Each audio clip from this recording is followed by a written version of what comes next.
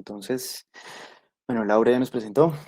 Vamos a dar inicio entonces al taller de interpretación de electrocardiograma. Conjuntamente decidimos realizar algunos pasos que deberíamos seguir a la hora de interpretar un electrocardiograma de manera correcta. Entonces, de esta manera, logramos identificar 10 pasos principales que nos van a abarcar lo básico de un electrocardiograma, es decir, no vamos a profundizar en patologías grandes, sino solamente en aquellas pautas que nos pueden servir para identificar esas cosas o esos tips que nos van a guiar en el análisis básico de un electrocardiograma. Entonces, entre los pasos que pusimos son primero la identificación del paciente, bueno, 0, luego el 1, calibración y derivaciones, luego 2, bien tomado, 3, ritmo sinusal, 4, frecuencia cardíaca, 5, eje, 6, intervalos, 7, bloqueos, 8, hipertrofias y por último, signos de enfermedad coronaria. Entonces, aquí tenemos un electrocardiograma, o bueno, un esquema de un electrocardiograma. Reconocemos que el electrocardiograma es de las herramientas diagnósticas más importantes que nosotros tenemos a nuestra disposición. Es una herramienta no invasiva, es económica y nos es de gran ayuda en el ejercicio profesional para la mayoría de médicos generales y para los especialistas.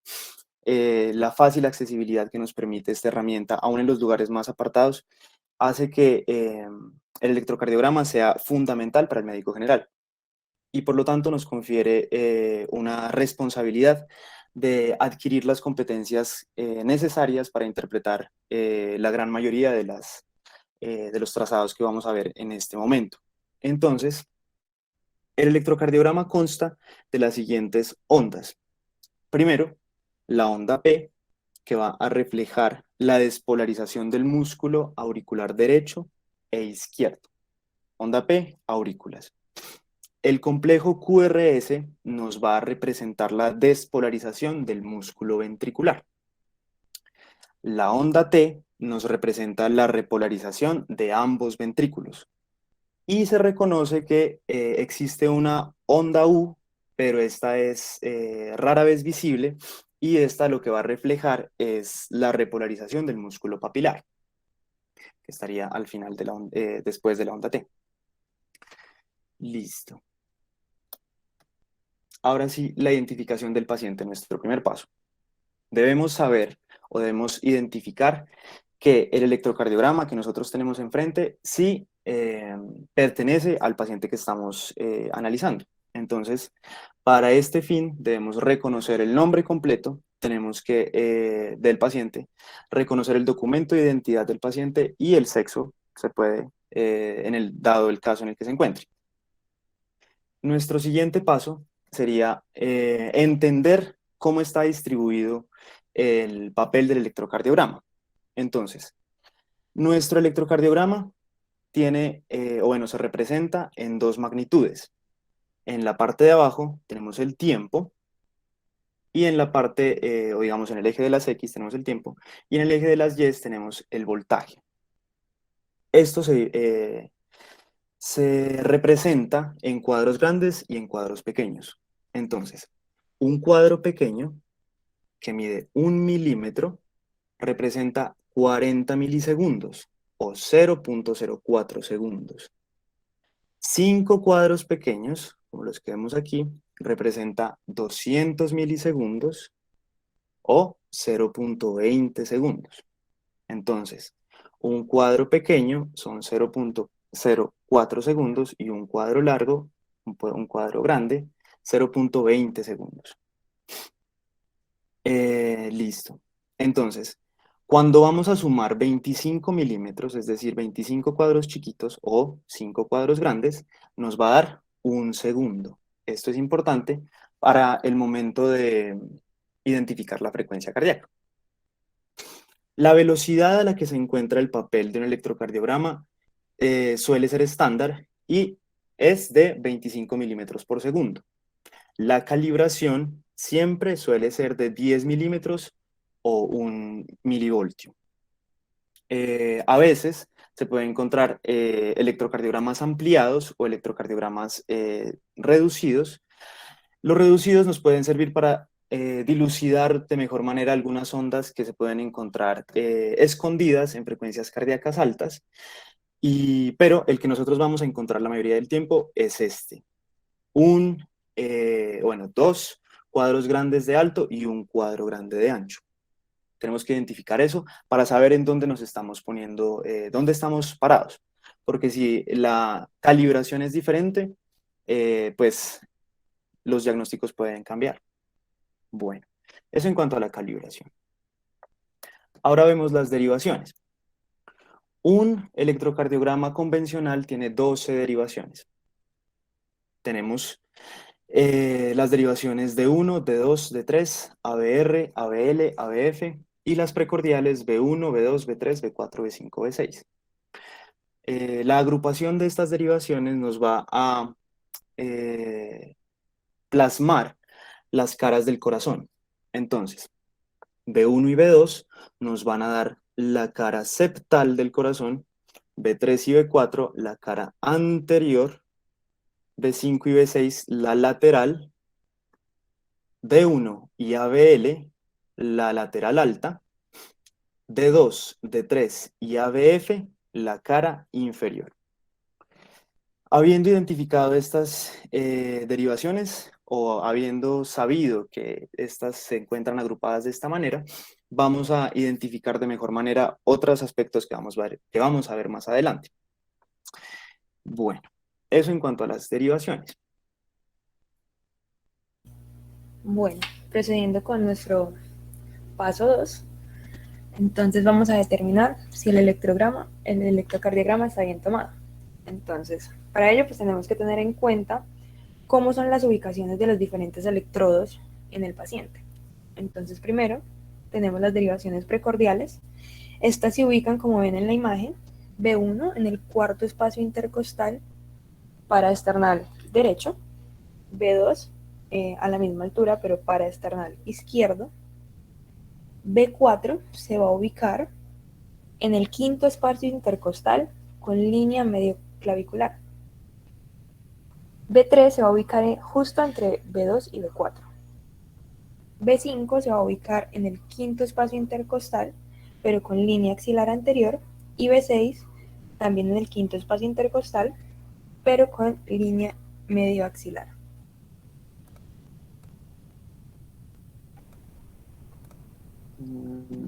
Así como está, sí, así como está ahí en la imagen.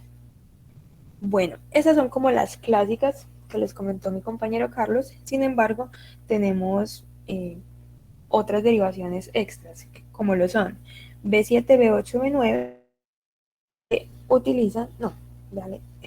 que se utilizan cuando sospechamos de un infarto de cara posterior. Y esas se van a ubicar, pero ya en la región dorsal. B7 a la misma altura de B6, pero con línea axilar posterior. B8 a la misma altura, pero interescapular. Y B9 paravertebral. Y también tenemos otras derivaciones para infartos de cara derecha, que se van a ubicar como en modo espejo, al lado derecho, de B3, B4 y B5. Pasa, por favor. Esas son las derivaciones precordiales.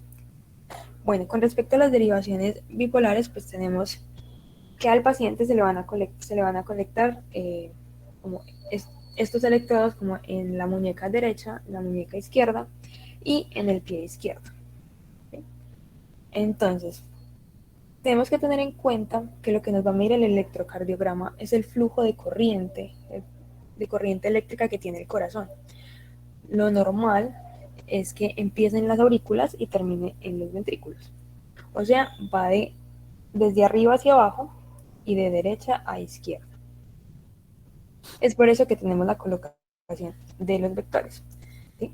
Entonces, el primer vector, que es D1, que se encuentra en la parte superior, corresponde pues a la derivación de D1 y es positiva, se refleja positivamente en el electrocardiograma cuando el flujo de corriente va hacia el lado izquierdo, que es lo normal. D2, que es el que tenemos el vector del lado izquierdo, se va a reflejar positivo cuando el flujo de corriente va hacia el pie, o sea, hacia abajo.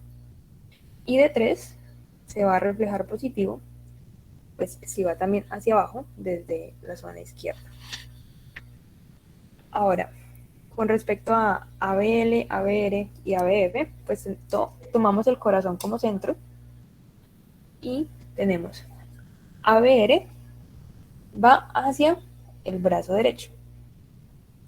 Pero como la corriente normalmente no va hacia allá, sino que se dirige hacia el otro lado, ABR va a estar negativo. Si vamos hacia el brazo izquierdo, entonces ABL normalmente va a estar positivo, porque el flujo de corriente va hacia el lado izquierdo. Y ya para ABF, como les había dicho, el flujo de corriente va hacia abajo, entonces se va a reflejar positivo si va hacia abajo. Listo. Pasa, por favor. Bueno, entonces, ¿cómo vamos a determinar que está bien tomado? Entonces, como ya les expliqué, de 1 vamos a encontrar que tanto la onda P, el QRS y la onda T se van a encontrar positivos. ABR se va a encontrar negativa. Esto puede cambiar en dos situaciones. Una, que esté mal tomado o que exista la dextrocardia, ¿sí? Porque estamos tomando como que lo normal es el corazón al lado izquierdo. Y también vamos a encontrar que va a haber un crecimiento de la onda R a medida que avanzan las derivaciones precordiales, que es de B1 a B6. Entonces vamos a ver un aumento paulatino de esas ondas R. Esa es la forma de determinar si el electrocardiograma está bien tomado. Bueno, para determinar si el ritmo es sinusal, entonces debemos cumplir algunos criterios. Primero, que el ritmo sea regular a una frecuencia de 60 a 100 latidos por minuto. Segundo, que cada complejo QRS esté precedido por una onda P normal de características normales.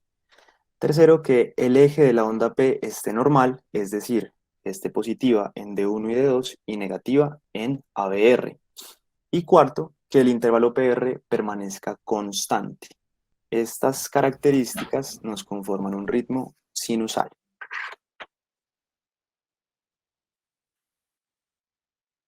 Bueno, a la hora de calcular la frecuencia cardíaca, tenemos pues diferentes métodos. Ya es como siguiendo dos normas principales. Entonces, uno, tenemos que determinar si el ritmo no es regular. Si el ritmo es regular, podemos utilizar las dos primeras estrategias, que son la de contar cuadritos chiquitos o la de contar los cuadritos grandes. Entonces, si tenemos que, en el primer ejemplo, contamos los cuadritos chiquitos, lo que vamos a hacer es que vamos a dividir 1500 sobre el número de cuadritos chiquitos y ese va a ser pues nuestra frecuencia cardíaca. ¿Por qué 1500? Porque si ustedes pues recuerdan, cuando Carlos les explicó cuántos segundos duraba un cuadrito chiquito, pues les mencionó que duraba 0,04 segundos. Entonces, si tú divides pues un minuto que tiene 60 segundos entre 0,04, pues te va a dar 1500 cuadritos, que es la frecuencia pues en un minuto. Bueno, si vamos a utilizar pues la otra técnica de los cuadros grandes, entonces pues lo que vamos a hacer es dividir 300, porque 300 cuadros grandes van a ser un minuto, sobre el número de cuadros grandes. Y nos va a dar pues la misma frecuencia cardíaca. Eso se utiliza para los regulares. Para las frecuencias pues, que son irregulares, entonces vamos a utilizar un método que es un poco más largo. Y es que vamos a contar la cantidad de complejos QRS, o sea, DRs, en determinado tiempo. Entonces hay diferentes formas de hacerlo. Aquí, por ejemplo, es en 10 segundos, pero 10 segundos, si ustedes ven, son 50 cuadros grandes y pues es poco común que uno encuentre tantos cuadros grandes en un electrocardiograma pues normal. Pero se puede encontrar. Entonces, en 10 segundos cuentan cuántos RR hay y lo multiplican por 6. Esto nos da pues la frecuencia en un minuto. Sin embargo, también se puede utilizar que se cuenten solo los RR en 3 segundos. 3 segundos son 15 cuadros grandes, esto es mucho más factible que se encuentre en un electrocardiograma normal. Y lo multiplican entonces por pues como son 3 segundos, entonces lo multiplican por 20. Creo que les dé. Y esa es la forma como fácil de calcular la frecuencia cardíaca.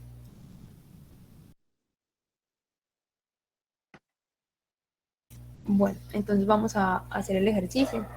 No sé si alguien quiere ser voluntario para calcular la frecuencia cardíaca en este electrocardiograma, con la derivación de abajo, que es la d 2 larga.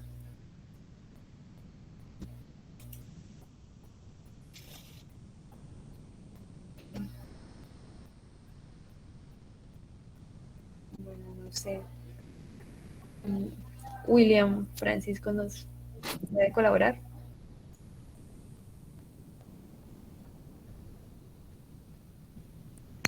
Hola, Lau. Sí, claro. Bueno, William. Déjame, yo ubico bien el celular.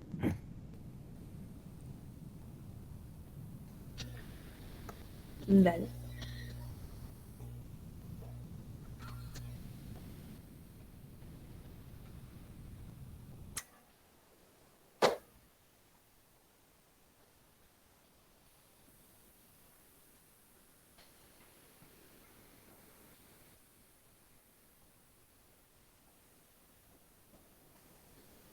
En este estábamos hablando que es un electro normal, regular o irregular.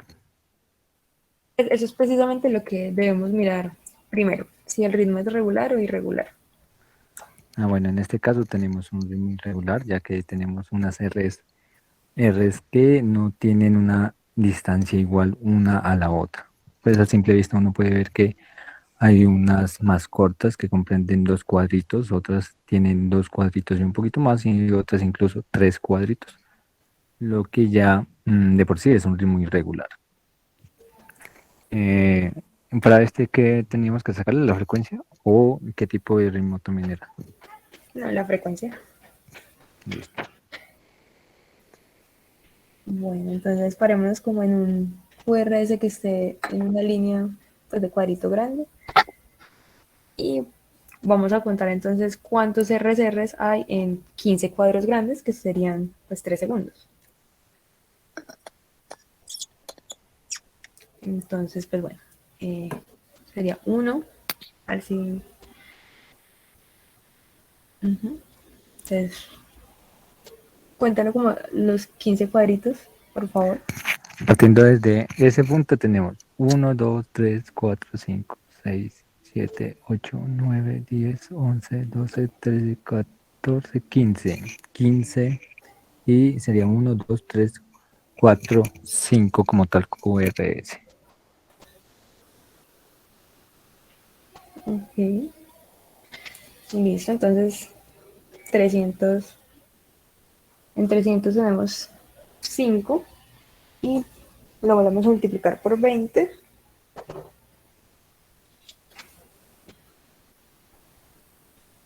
Pues eso nos da una frecuencia de 100 latidos por minuto. Sería eso.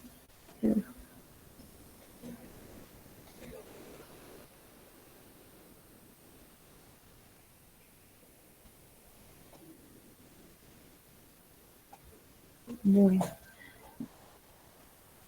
pues yo Este creo método que utilizas ahí, Laura, ¿cuál es?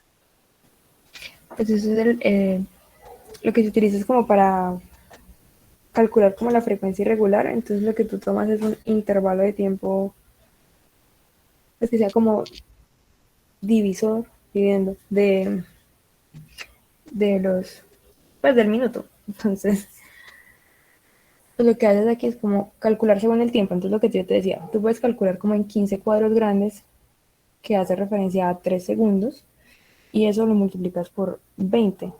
Pues porque al multiplicar por 20, pues eso te da los 60 segundos que da el, pues el minuto como tal. Así tú tomas ese pedazo, que son 3 segundos, pues tú tienes que multiplicarlo, como por las veces que están esos 3 segundos en un minuto. En este caso Ah, sería. listo.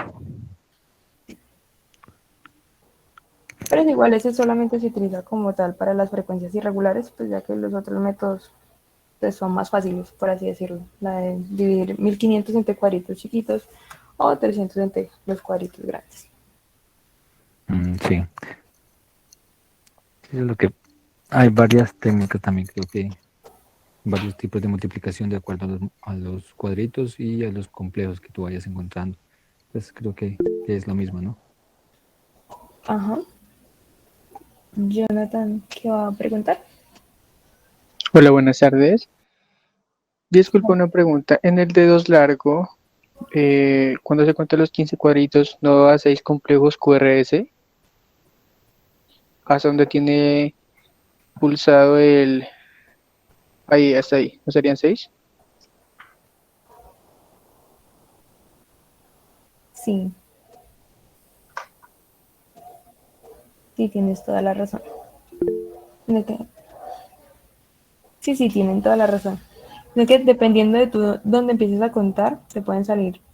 Esto es una frecuencia cardíaca aproximada, ¿no? Porque solamente estamos hablando de que estamos tomando un intervalo de tiempo muy corto, que es de 3 segundos. Entonces, dependiendo del lugar en el que empieces, te puede dar 5 o 6, pero sí tienes razón. En esto, contando de donde partimos, sí eran 6. Ah, ok, muchas gracias. Vale.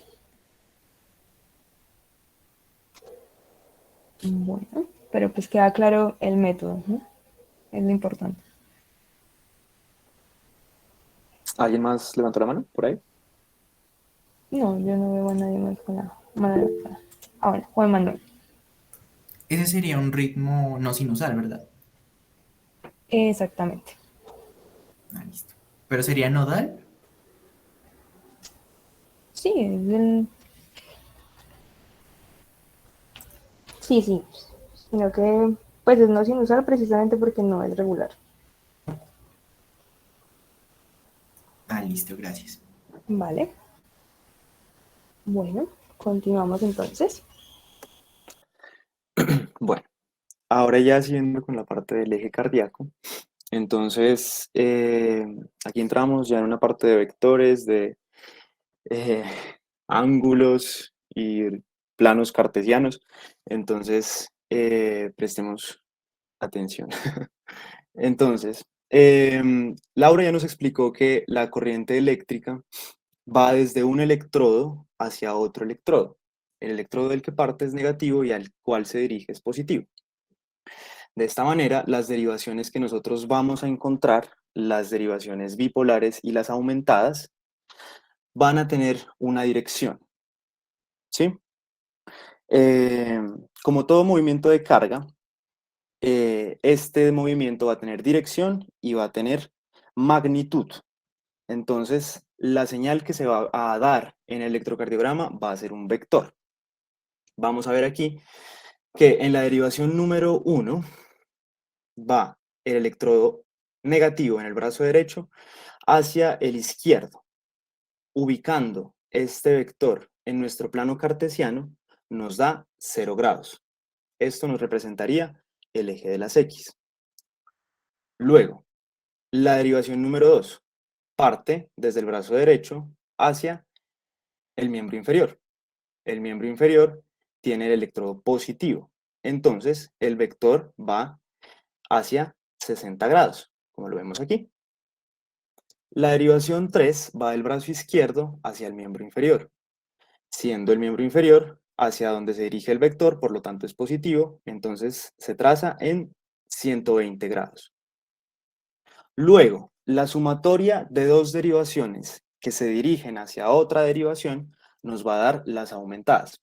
Las aumentadas parten desde el centro del corazón y se dirigen hacia otro electrodo. Entonces, tenemos la ABL que parte desde el centro hacia el brazo izquierdo. Y esto se va a dibujar como menos 30 grados, siendo positivo hacia menos 30 grados. ABR parte del centro nuevamente y sale hacia el brazo derecho. Lo dibujamos en menos 150 grados. ABF sale del centro y sale hacia el miembro inferior y se dibuja como 90 grados. Entonces, en este cálculo del eje, los protagonistas en este primer método van a ser la derivación 1, nuestro eje de las X, y la derivación ABF, que nos va a dibujar el eje de las Y. Esto nos va a dividir 4 cuadrantes. el cuadrante, en este caso, viéndolo desde el frente, sería inferior derecho, superior derecho, superior izquierdo, inferior izquierdo. El eje normal se encuentra entre menos 30 grados y 90 grados.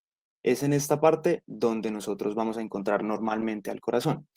Entre menos 30 grados y menos 90 grados, el eje va a estar desviado hacia la izquierda.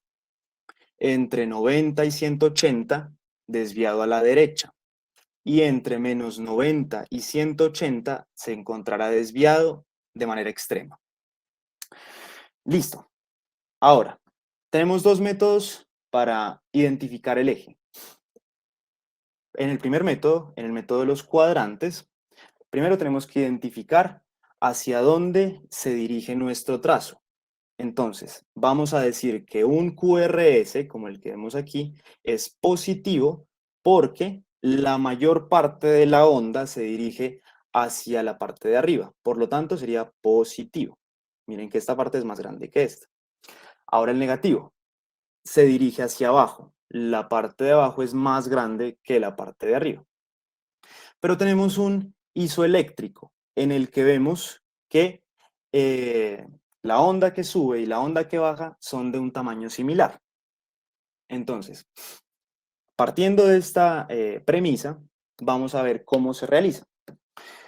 Aquí, como ya les dije, tenemos dos protagonistas, derivación 1 y ABF. Entonces, comenzamos viendo la derivación 1. En este caso, vemos que la derivación es positiva, porque la mayor parte del QRS se encuentra hacia arriba. Entonces, si nosotros vamos a ver el vector y sabemos que el vector se dirige hacia la parte positiva, sabemos que, según la derivación 1, nuestro corazón se encontraría entre estos dos cuadrantes. ¿Listo? Ahora, para identificar si está en el cuadrante de arriba o en el cuadrante de abajo, vamos a ver la ABF, nuestro eje de las Ys. La ABF, en este caso, es positiva. Entonces, vamos a ver el vector ABF positivo hacia abajo, entonces nos sitúa el eje cardíaco hacia abajo y hacia la izquierda, porque nosotros tenemos que este círculo y el triángulo de Einthoven se encuentran en el tórax. Entonces nosotros diríamos que este lado es el izquierdo, derecho, izquierdo y derecho. Entonces nuestro eje se encuentra en el cuadrante inferior izquierdo. Según lo que yo les dije, este eje estaría normal. Entonces, este sería nuestro primer método, el método de los cuadrantes. Nuestro segundo método. Aquí tenemos que identificar la derivación isoeléctrica entre esas 6 derivaciones que les he contado, de 1, de 2, de 3, ABR, ABL y ABF. Vamos a ver cuál de ellas tiene igual tamaño de ondas positivas como negativas. Una vez identifiquemos la derivación isoeléctrica, vamos a encontrar la derivación que intercepta a esa isoeléctrica en 90 grados. Un ejemplo. Vemos que la isoeléctrica sería ABL, ¿cierto? Que se encuentra aquí en menos 30 grados. La derivación que intercepta a ABL en 90 grados sería 60 grados, es decir, la derivación 2. Habiendo visto la derivación que la intersecta, tenemos que ver si esta es positiva o negativa. Si es positiva, nos dará el vector hacia la parte positiva y si no, hacia la parte negativa. Este puede ser un poquito enredado, pero lo vamos a ver aquí, en este ejemplo. Entonces, según el primer método, tenemos que ver la derivación 1 y la derivación ABF. Nuestra derivación 1 aquí es positiva. Eso nos pone al eje cardíaco entre el cuadrante superior izquierdo o el inferior izquierdo. Ahora, vamos a ver ABF. ABF también es positiva. Eso nos sitúa en el cuadrante inferior izquierdo. ¿Listo? Ahora vemos la isoeléctrica. ¿cuál de estas 6 derivaciones puede ser la isoeléctrica? Entonces vamos a ver cuál es la que tiene igual tamaño hacia arriba y hacia abajo, y para mí es la ABL. ABL, la vamos a ver en nuestro plano cartesiano, se encuentra aquí. ¿Quién la intersecta? D2, vamos a ver D2, D2 es positiva, por lo tanto, el eje se encuentra a 60 grados. Entonces, esos serían los dos métodos. ¿Alguien quisiera intentarlo? ¿Sí quedó claro?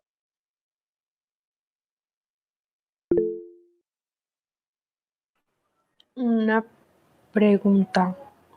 Ujú. Si en el anterior caso sería de 2 negativo, entonces sería menos 120 grados. D2 negativo, Si exactamente. fuera. Ajá, Oh, sí, si fuera negativo. Ujú. Listo. ¿Quién se Bueno, anima? ¿alguien levantó la mano? Dale. A ver, voy a intentar, me corrigen. Ya, Dale, pues, entonces, ¿cómo es tu nombre? primero, me llamo Esther. ¿Esther? Eh, sí, Listo. Dale, Esther. ya. Entonces, en la derivación uno creo que es negativo, entonces Ujú. estaría entre menos 90 y 90, ¿no? O sea, al lado, creo que derecho le dicen, Ajá. pero ya. Y después se mira el ABF y parece positivo, entonces estaría hacia abajo, ¿no? Hacia el lado, no, positivo, sí, sí, inferior, ¿no? Ujú, ujú. Entonces Entonces, ¿en qué cuadrante se encuentra? sería inferior y derecho, si no me equivoco. Ujú. Muy bien. Eso según el primer método. Sí. Según el segundo método. El isoeléctrico creo que es el D2. Ujú. Entonces, a ver, ¿dónde está? Ah, ya, ok. Entonces, el que está interceptando al D2 sería el menos 20, ¿o estoy mal? Menos 20. No, sería... No, 150 es, ¿no? Ajá. Sí. Este Sí, es creo que ABL. es. Ujú. ¿Listo? ¿Y cómo está ABL? ¿Positivo o negativo? Eh, ¿Me ayudan con eso, por favor? Vamos a ver ABL. ¿Cómo lo ves? ¿Cómo está el QRS? Ah, ya está negativo, está negativo. Excelente. Entonces, ¿en cuántos grados se encuentra? Sería entonces en 150. Muy bien. Muy bien. Ah, ya, ok, ya entendí mejor. Gracias. ¿Listo? ¿Alguien más que quiera intentarlo?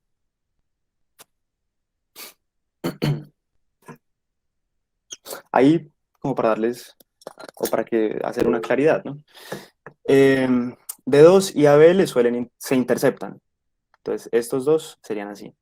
D3 con ABR se interceptan y D1 y ABF se intersectan. Pues como para facilitar un poco la cuestión de no estar visualizando tanto acá el círculo. ¿Quién alzó la mano?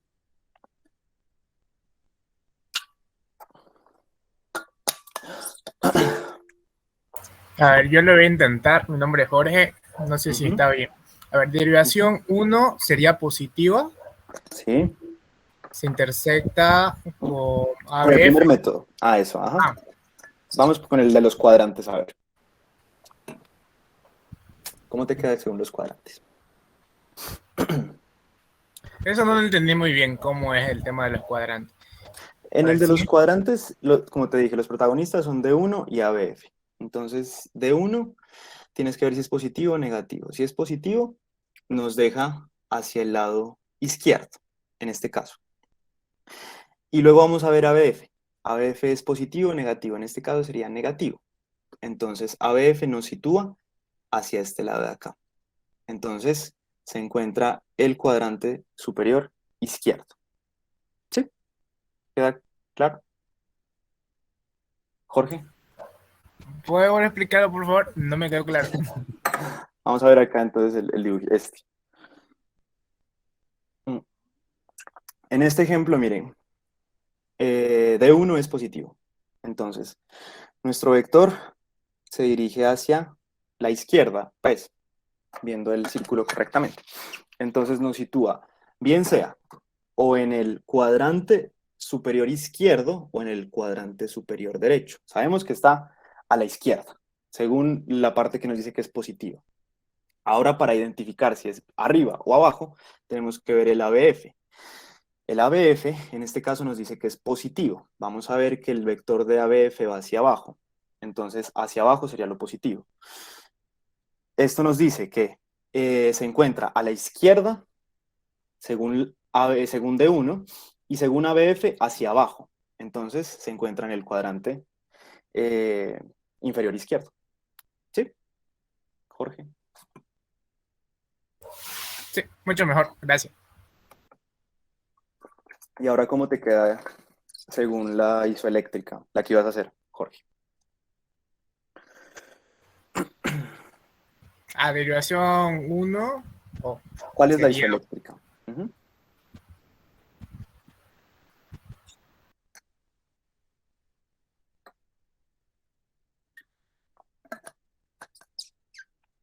¿Alguien le quiere ayudar? ¿Cuál sería la isoeléctrica? La 2. Ujú, la 2. ¿Y quién intercepta a D2? La BL. ABL.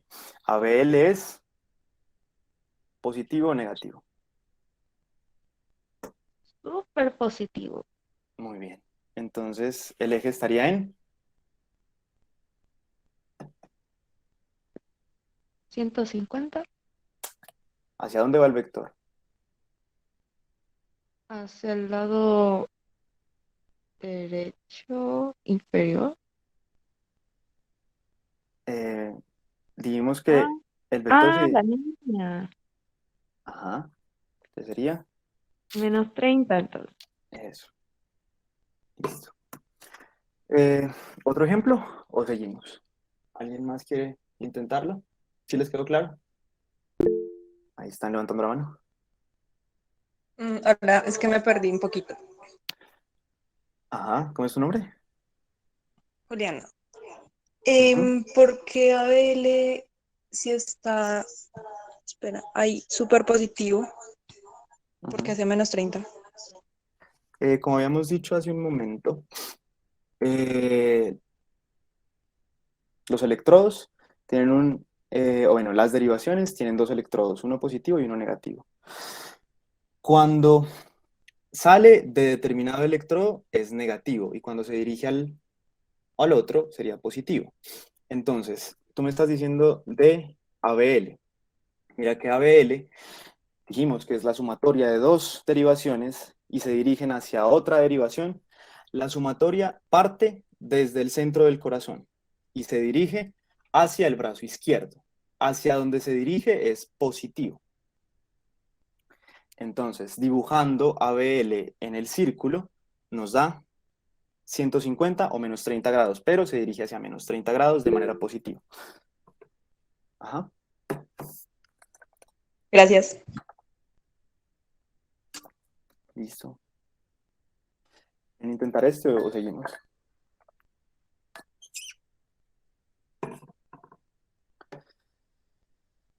Seguimos. Entonces, A ver. ajá. ¿Quién está hablando? Esther de nuevo. A Ah, ver, ya. intentemos ser ciertas. Dale, pues.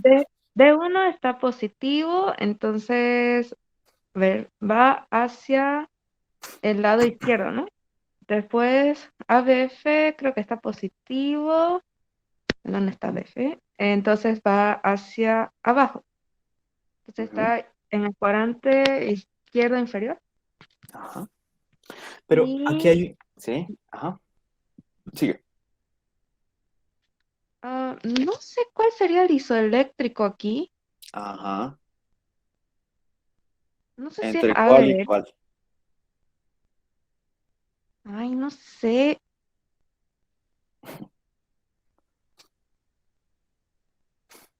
Puede ser de 1 o puede ser ABL, ¿cierto? Pero a mí me parece que es más de 1. Y si decimos que de 1 es isoeléctrico, entonces no podemos decir que esté hacia la izquierda o hacia la derecha, se encuentra en el centro, porque es isoeléctrico, está tanto para arriba y para abajo, ¿sí? Entonces se encuentra aquí.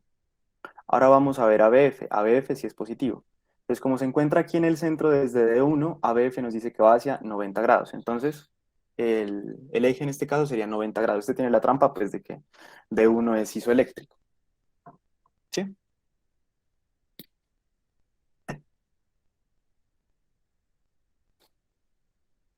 ¿Claro?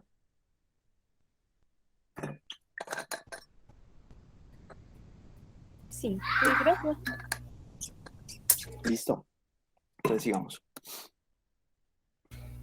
Bueno, entonces vamos a continuar con nuestro sexto paso, que es la evaluación de los intervalos. Entonces, principalmente vamos a tener dos, el intervalo PR y el intervalo QT. Entonces, empecemos con el intervalo PR. El intervalo PR es el que va desde el inicio de la onda P hasta el inicio de la R del QRS o la Q si existe. Disculpan pues ahí el ruido de fondo de los niños que hay en mi conjunto. Bueno, entonces lo normal para que dure el intervalo PR va desde 0,12 segundos a 0,20 segundos, lo que viene siendo de 3 a 5 cuadritos chiquitos, ¿vale? Entonces lo vamos a dividir en dos posibilidades, o puede estar, bueno, tres posibilidades realmente, o puede estar corto, o puede estar prolongado, o puede estar normal, ¿sí? Pues cuando está normal, pues no hay que hacer ninguna observación. Entonces nos vamos a centrar en los dos que son como anormales, que es el PR corto o el PR prolongado. Bueno, el PR corto entonces se define cuando tiene una longitud menor a 120 milisegundos o 0,12 segundos, o lo que es lo mismo, menor a 3 cuadritos chiquitos. ¿Cuándo se presenta? Se presenta en síndromes de preexcitación, como el del Wolff-Parkinson-White, y también se puede presentar en otros, como el ritmo de la unión. Entonces, como tenemos en el ejemplo, esto es un síndrome de Wolff-Parkinson-White, es el trazo de electrocardiograma. Aquí lo importante es que cuando vamos a contar el intervalo PR, nos va a dar menor a 3 cuadritos chiquitos. Si ustedes ven, más o menos está ocupando la mitad de un cuadro grande, o sea, 2,5 cuadritos. Y esto pues es un PR corto.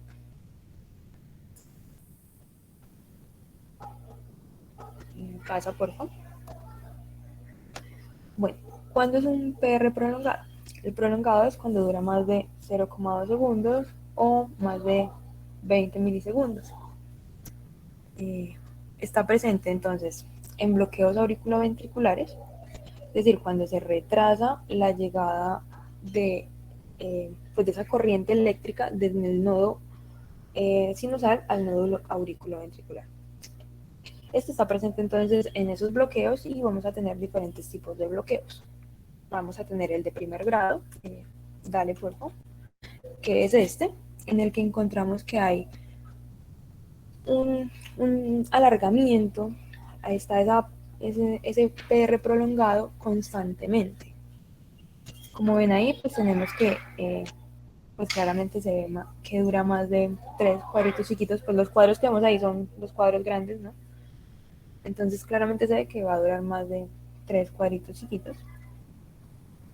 Y en el bloqueo de primer grado, la característica aquí importante es que eso que está alargado va a estar constante, o sea, siempre va a estar a la misma distancia del QRS. Entonces, si vemos como en los otros trazos que pues no están ahí señalados, igual están a la misma distancia, que es como poco más de 2 cuadros grandes, casi 3. Listo. Ese es para el bloqueo auriculoventricular de primer grado. Vamos a pasar a los de segundo grado, que tenemos dos clases diferentes. Tenemos el MOVITS 1, pasa por favor, que también se le conoce como el fenómeno de Winkelbeck. El fenómeno de Winkevag se caracteriza porque vamos a ver que las P's están conduciendo un QRS, pero a medida que avanza, esa P se va alejando del QRS, se va alejando hasta que en un punto desaparece el QRS, ¿sí? Que es donde está la flechita roja. Tenemos una P que no condujo a un complejo QRS. Ese es el fenómeno de Winkevag. Ver que se está alejando progresivamente hasta que no conduce. Bueno, ese es el bloqueo de auriculoventricular de segundo grado, el MOVIX 1 o fenómeno de Winkevag. El MOVIX 2 tenemos que tenemos es ese. El PR está prolongado, ¿sí? Que es el que tenemos en azulito. Está prolongado, ese dura más o menos un cuadro grande, o sea, dura un poco más de un cuadro grande, que es lo que debería durar normalmente. Está prolongado. Y lo que vemos es que hay P's que conducen y P's que no conducen, ¿sí? Entonces, eso puede ser uno a uno, como vemos aquí, es decir, una P conduce, la siguiente P no conduce, la siguiente sí, la siguiente no. O puede ser diferente, entonces tenemos fenómenos 1 a 1, fenómenos 2 a 1, que son dos P's que conducen y una tercera que no conduce, y así. Pero lo importante es que el PR en los que conduce está a la misma distancia, siempre. Bueno, y ya para el bloqueo auriculoventricular de tercer grado o completo, tenemos que las P's van a tener un ritmo regular, van a estar a la misma distancia una de la otra. Como vemos ahí, esas son las P's, están regulares, pero también tenemos complejos QRS que están a la misma distancia unos de otros. ¿Cuál es la diferencia con los otros? Que aquí las P's van por su lado, los QRS van por su lado, ¿sí? Ellas no se relacionan entre sí.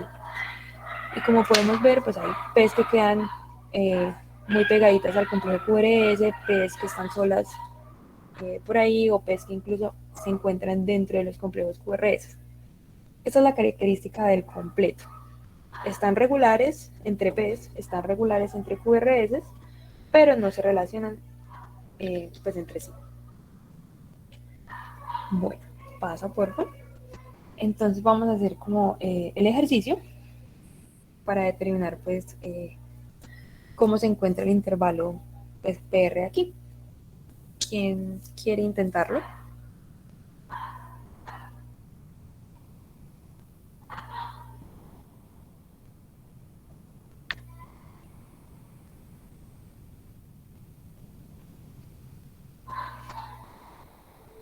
Me parece que está prolongado. Ok, ¿cuántos cuadritos te da entre el inicio de la onda P hasta el inicio de la R, del complejo QRS? Bueno, hay 5, ¿no? Pero 5 es dentro de los parámetros normales, ¿no? Ah, no, pero allá me aparecen más. Es irregular. Sí, es irregular. Ajá. Porque allá hay 6 después y después está más peor todavía. Bueno, entonces analicémoslo. Está prolongado y se va prolongando más, si tú ves. O sea, en el primero tenemos, lo que tú me decías, tenemos 6, 7, más o menos, entre 6 y 7. ¿Lo señalas, por favor, Carlos? En el primer momento. Eso. Ahí tenemos 6 o 7. En el segundo empezamos a contar y tenemos 5, como 9 más o menos, o sea, se alejó un poquito. En el siguiente tenemos más o menos 3, 8, como 10, o sea, se sigue alejando, más o menos. Y así, y si ustedes ven, como en el siguiente, tenemos una onda P solita, o sea, no condujo un complejo QRS. O sea, se fue alejando paulatinamente hasta que dejó de conducir. Bueno, entonces, según lo que les expliqué ahorita, qué tipo de bloqueo sería. Segundo grado móvil 1. Exactamente, ese es el fenómeno de Winkelmann, el MOVIX 1. Bueno, pasemos a otro. ¿Listo? Aquí, ¿qué tenemos? ¿Quién me quiere colaborar con eso? Yo. Dale, William. Bueno, aquí lo que podemos ver en relación al segmento es que obviamente está prolongado, pero está constante. Ok, Estaríamos hablando de un bloqueo de primer grado. listo. Bueno, entonces, ¿quedó claro?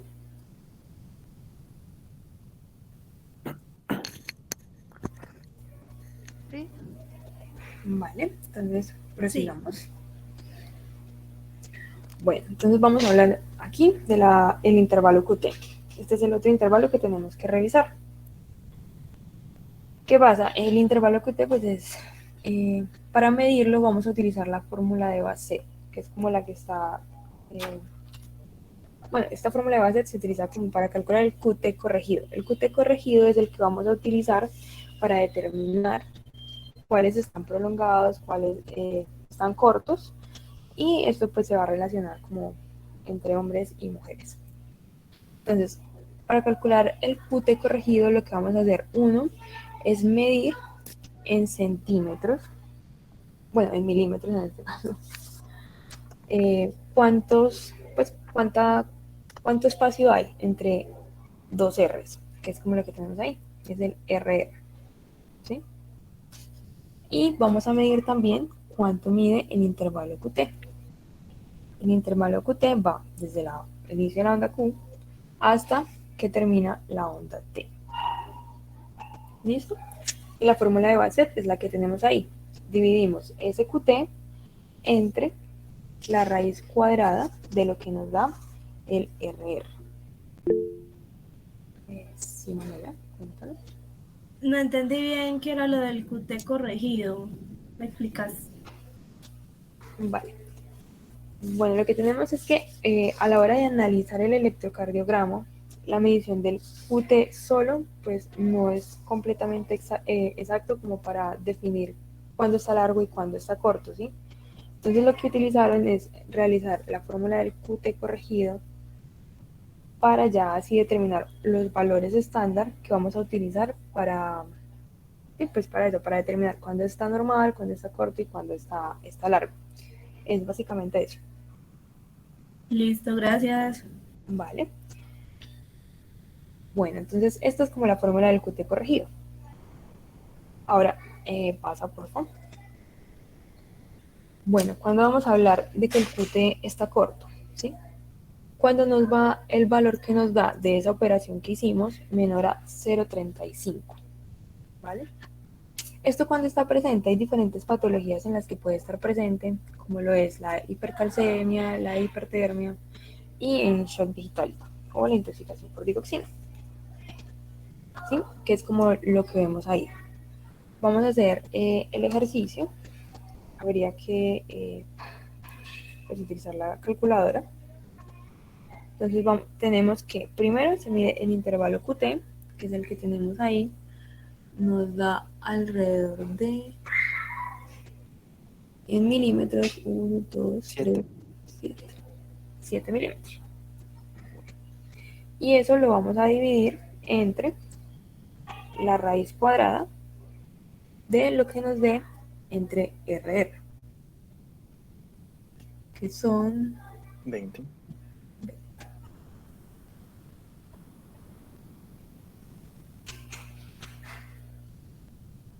Bueno, en este caso pues nos da menor a 0,32 a 0,35, que viene siendo el QT corto, es lo que tenemos ahí. Entonces siempre que veamos un QT corto tenemos que pensar en las diferentes patologías como hipercalcemia, hipertermia, shock digital, entre otros. Pasa, por favor.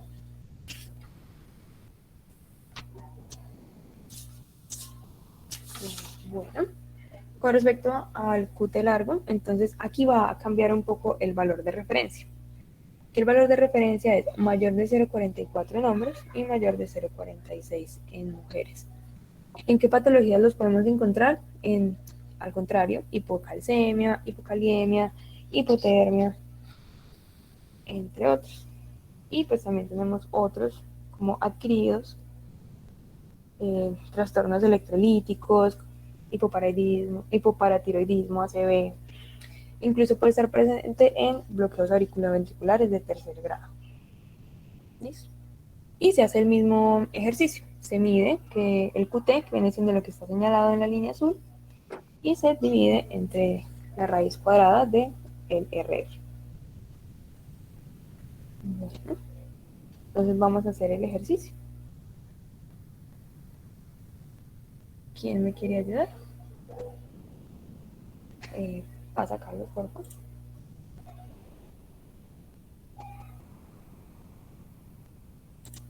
Bueno, no sé quién quiere ayudarme para que hagamos el ejercicio. Yo no sé qué estoy haciendo mal, pero en el cálculo del primero me sale 1,56 y debería ser menor, ¿no? Porque era uno corto. Exactamente. A mí también. Bueno, vamos a mirar entonces. Bien, si quieren, nos devolvemos y miramos.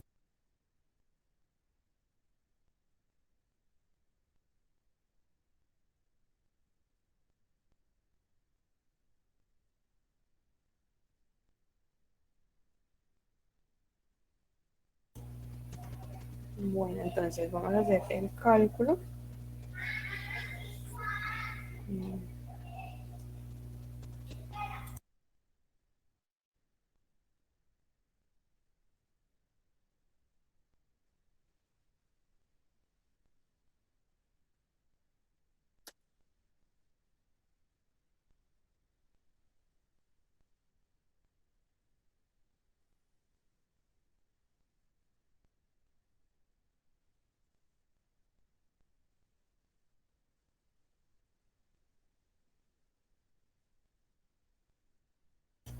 Bueno,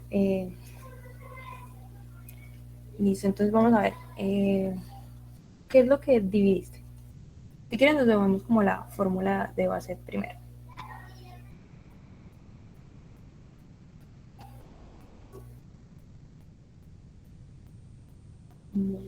¿Cómo lo dividiste?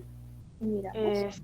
7, o sea, el QT me salió 7 cuadritos y lo dividí entre la raíz de 20, creo que eran 20 cuadraditos, pero de los pequeños, ¿no? No sé si tenía que ser tal vez de los grandes, no sé.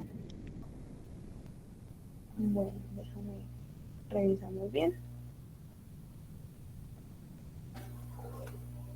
Pasamos entonces al ejemplo.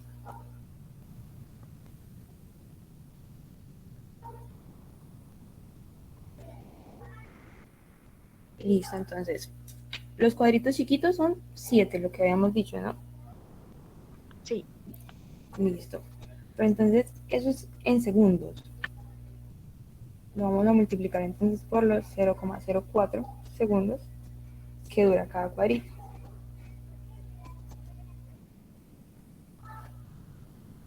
Eso nos va a dar más o menos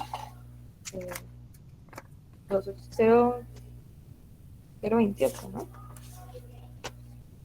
Saco la calculadora. Sí, nos da 0,28. Ese 0,28 pues lo vamos a dividir entre los RR, que son 20 cuadritos chiquitos.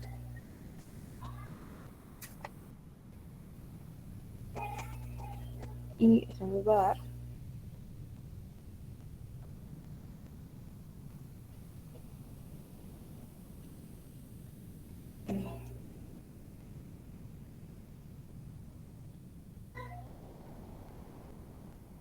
Ahora sí me salió, me faltó multiplicar por 0,04, sale 0,31. Ok, listo. Es ahí. Entonces siempre hay que multiplicar por el cuadrito chiquito, que son los segundos, 0.04, porque esta medida es como se basa en el tiempo.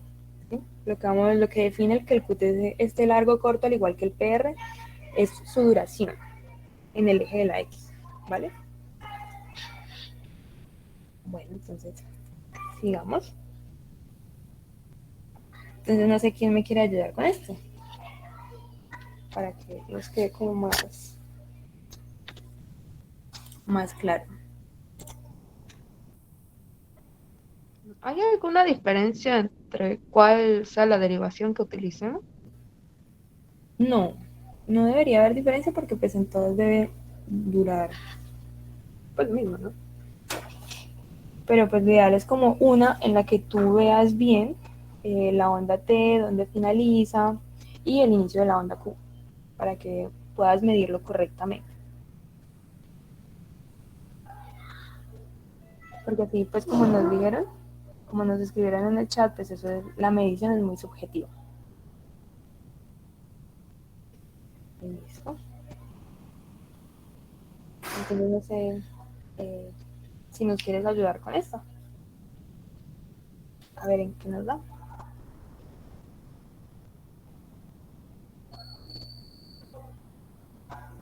Por ejemplo, en B4, pues se ve bastante bien dónde inicia y dónde termina. Entonces lo que vamos a hacer pues es medir la longitud del QT, que cuánto les da. Eh,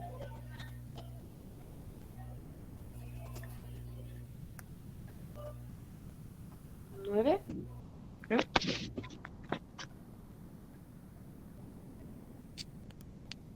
8 o 9.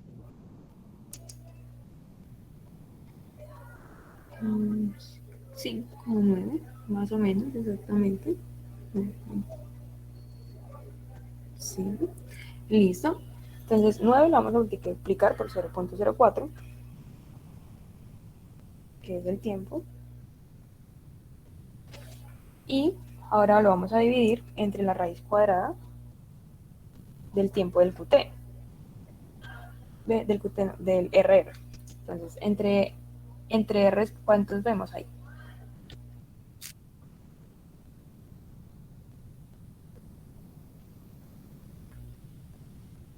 14 o 15. 14, ¿no? Ah, no. Mira, como el... 19. Exactamente. Bueno, a mí me da 5, 10, 15, 20, 23 más o menos. Es como en los dos RRs, pues los del final, entre esos dos RR.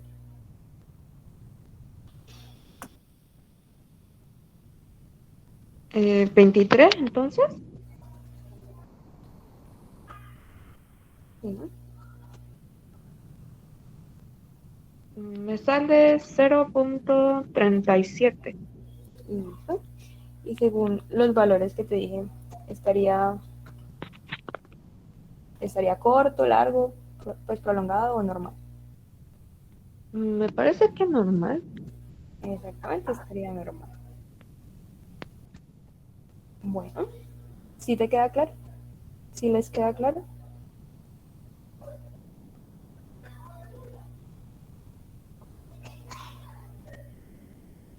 Sí. Vale. Sí, Laura. Listo, continuamos entonces.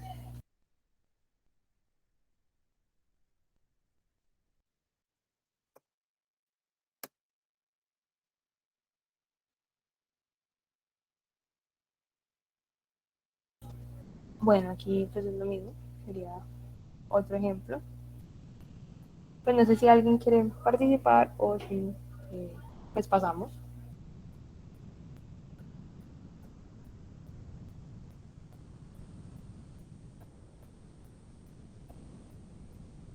Bueno, entonces pasemos, pues creo que ha quedado claro.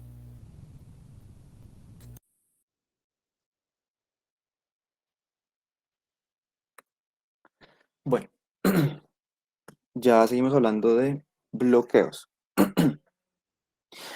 Entonces,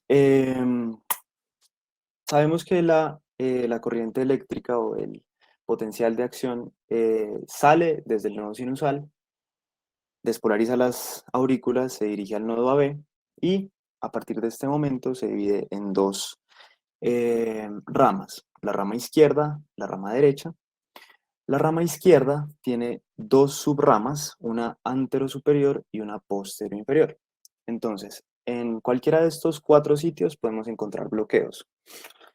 Comenzando con el bloqueo de rama derecha, de color rojito.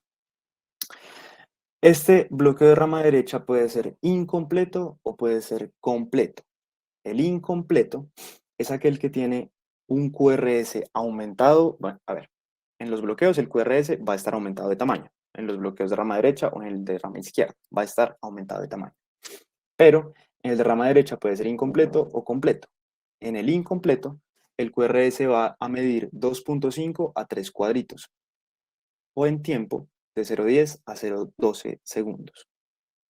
Luego el completo va a ser mayor de 3 cuadritos o mayor de 0.12 segundos.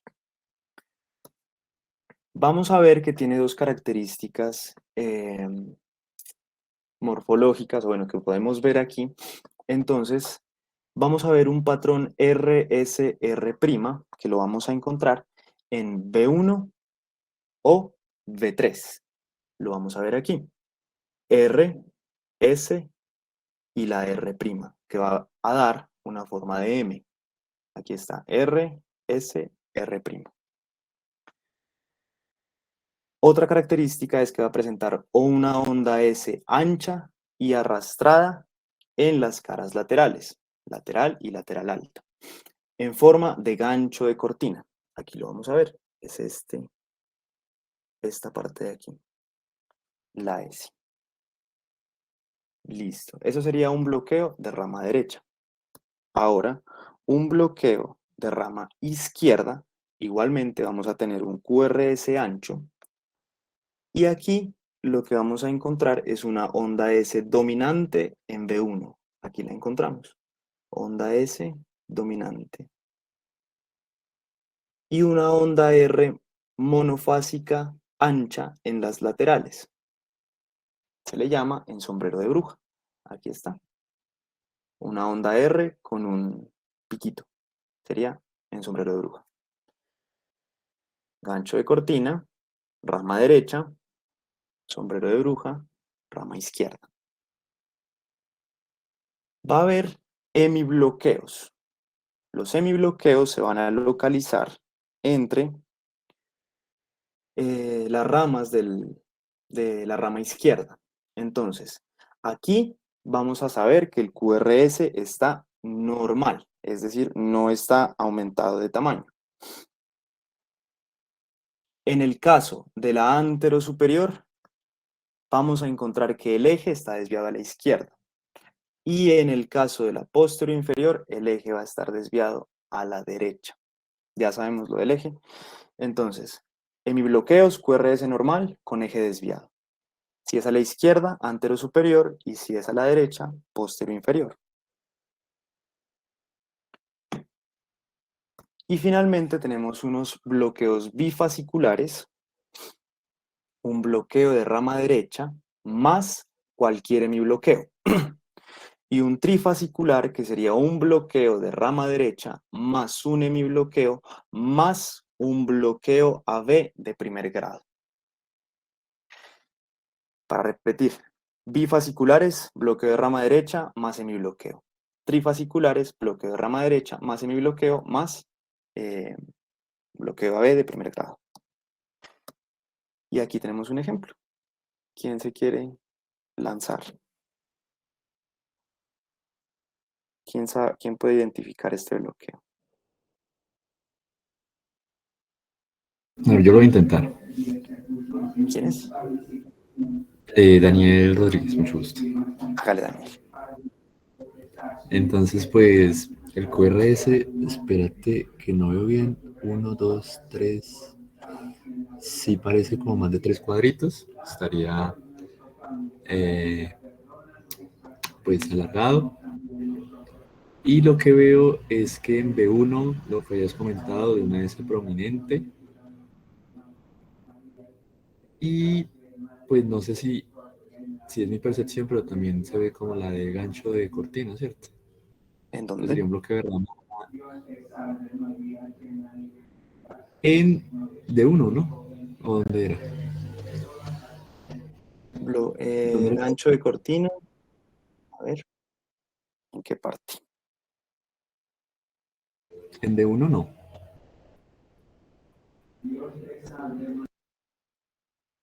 ¿Seguro? No, la verdad no. No parece más como un dedo. Ajá, entonces sería. Ah, entonces ¿cómo era el otro? Sombrero de bruja. Ajá. Ah, listo. ¿Qué más encontramos ahí? Ay, yo no veo el sombrero de bruja. Daniel nos dice ¿quién fue el que nos dijo dónde se encontraba? D1, pero no recuerdo bien dónde dijiste que se encontraba ahora que me recuerdes. Yo lo veo en dedos. Eso, en D2. ¿Pero que estamos viendo el sombrero o el otro?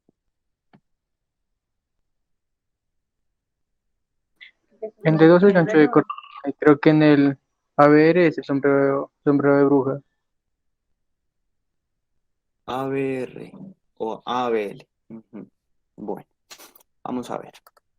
Espere, me salgo de acá. El número 1 tiene ondas R que se ven mejor en ABL y en D1. No hay onda Q en la B5 y en la B6. Entonces esto sería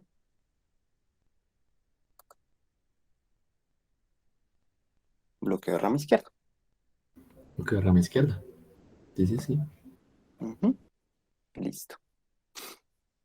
Siguiente ejemplo. ¿Quién se quiere eh, lanzar?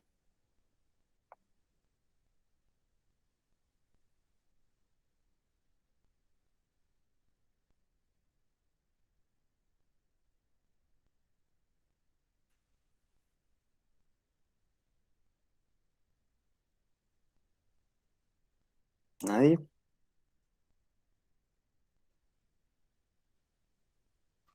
Una pregunta, ¿el gancho de cortina es como una N?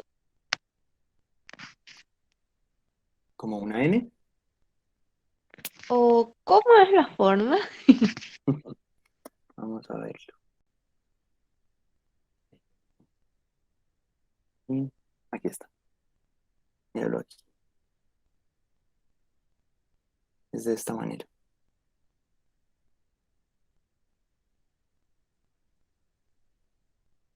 ¿Sí? Sí lo distingues, Esther, ¿cierto? Sí, es como una N más o menos, ¿no? Una N, pues, si lo vemos así, puede ser una N mayúscula. Puede ser, sí, sí, te sirve la mnemotecnia, sí. Puede ser. Ujú. Entonces, vemos aquí.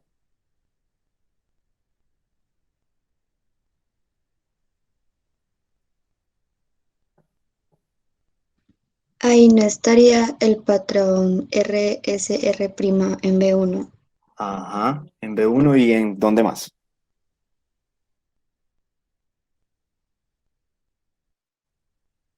B1, también está en Y B2. Eso. ¿Qué más encontramos ahí? ¿Hay gancho de cortina?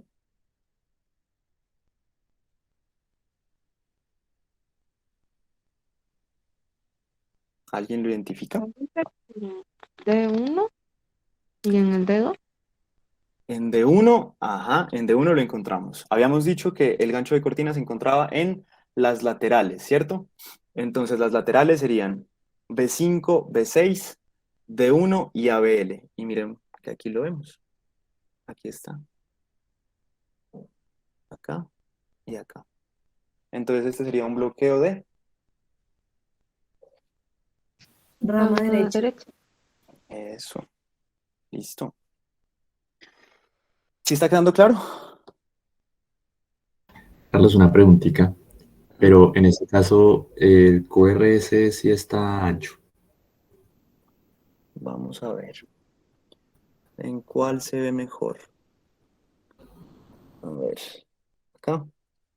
1, 2, 3, 4 cuadritos. Ah, ok. Desde lejitos Vamos a no lo ver. veo. Vamos a ver acá.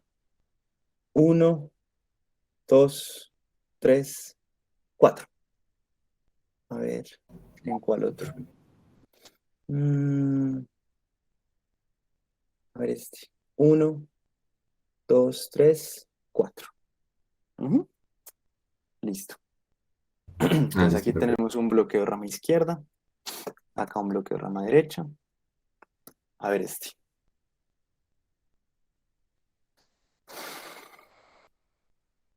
¿Qué encontramos acá? Primero, ¿el QRS está ancho o no está ancho? Sí, sí está ancho. Se ve. Listo. Ahora, logramos identificar esos dos signos que les digo, gancho de cortina o sombrero de bruja. El sombrero de bruja tiene una muesca y el gancho es una S amplia. Creo que es Gancho, ¿no? gancho de cortina, no. Listo. ¿En dónde vemos el gancho? En B5, De 5. Ajá. También en B6. ¿En dónde más? En D1 más o menos. en D1, En D1. Listo. ¿Qué más encontramos? ¿Cómo estará el eje? A ver, ¿quién se anima a verle el eje a este?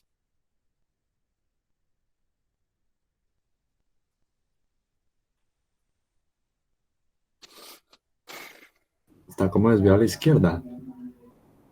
Donde uno negativo y ABF. A la derecha, ¿no? Digo derecha, sí, es que es la derecha. Por de uno ¿Listo? positivo, digo de uno negativo y ABF positivo. Listo. Entonces, hasta hace un momento teníamos si tiene gancho de cortina sería un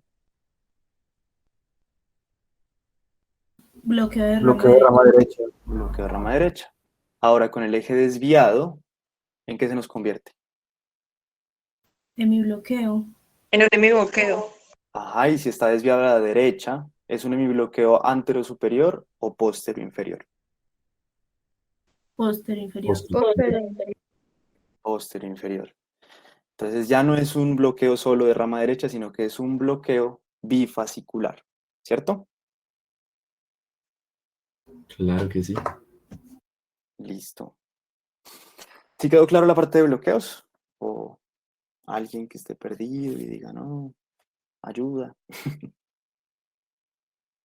De pronto una preguntita, Carlos. En el caso de que el eje estuviera desviado a la izquierda, pero el QRS está amplio, igualmente,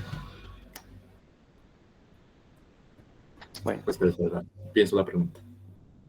hay múltiples causas, ¿no? de desviaciones y también de QRS amplio. Pero ahí tenemos que buscar esas otras y si te soy sincero, ese no era el, el centro de la charla, pero puede ser. No, tranquilo. Listo. Listo. Bueno, entonces vamos a continuar con el paso 8. Vamos a ver hipertrofia de cavidades. Entonces, como sabemos, el corazón tiene 4 cavidades, 2 aurículas, 2 ventrículos.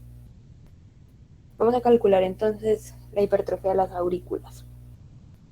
Bueno, la onda P es la que vamos a mirar porque, como les dijo Carlos a un inicio, es la que representa la despolarización de las aurículas. Bueno, entonces vamos a observar. Para ver si la hipertrofia es de la aurícula izquierda, pues vamos a mirar la morfología de la P.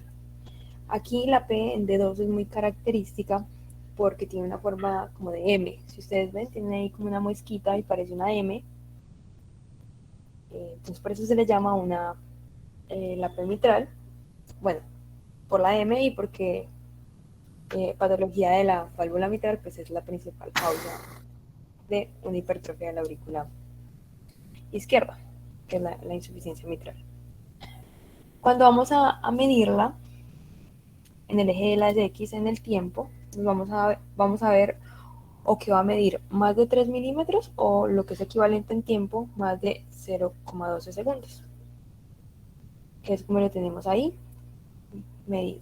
Aquí en este caso mide casi 5 milímetros y pues tiene la formita de la M. Para mirar la hipertrofia de la aurícula derecha, igual nos vamos a ir hacia la morfología de la P, pero aquí la P va a ser picuda o pulmonar, que la principal causa, pues una de las causas es la estenosis pulmonar. Dale, por favor. Y en este caso no nos vamos a ir hacia el eje de las X, o sea, en el horizontal, sino que vamos a mirar en el eje vertical. ¿Sí? Y el eje vertical pues tiene que estar mayor a 2.5 milímetros, o sea, 2 cuadritos y medio, para que esté anormalmente aumentada. ¿Sí? Entonces, izquierda en el eje de las X, derecha en el eje de las Y. ¿Vale? Pasa entonces, por favor. Y vamos a hablar entonces de la hipertrofia de los ventrículos. Estos son un poco más complejos porque requiere pues que también hagamos como una operación.